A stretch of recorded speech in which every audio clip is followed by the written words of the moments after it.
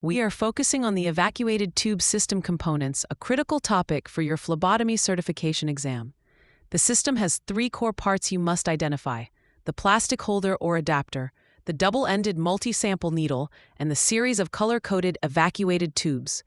The exam will expect you to know that the holder's primary job is to secure the needle and tube during the draw.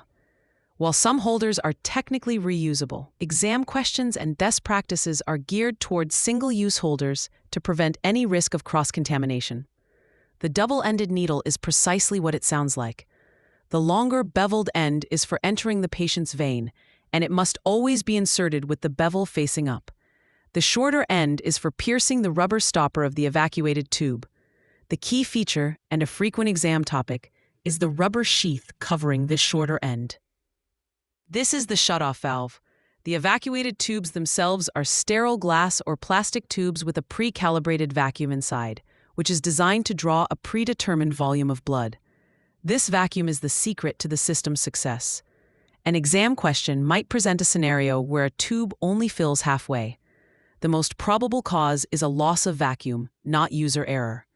This could happen if the tube was dropped, is expired, or if the phlebotomist accidentally pushed the tube onto the needle before entering the vein, breaking the vacuum seal prematurely.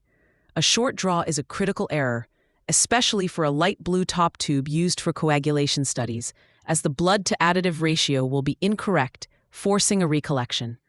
The multi-sample needle's shutoff valve is a brilliant safety feature.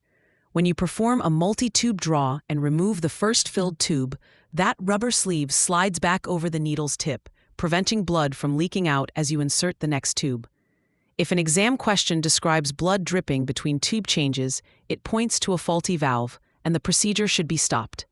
For retention, remember this crucial disposal rule: holder and needle a single deed, into the sharps is what they need.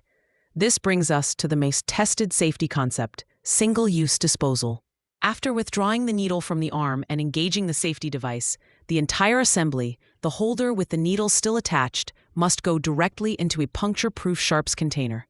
Exam questions will present tempting but incorrect options, such as remove the needle from the holder before disposal, or carefully recap the needle. Both are severe safety violations according to OSHA standards and are always wrong answers. The holder and needle are considered a single unit post-procedure and must be disposed of intact to prevent needle stick injuries.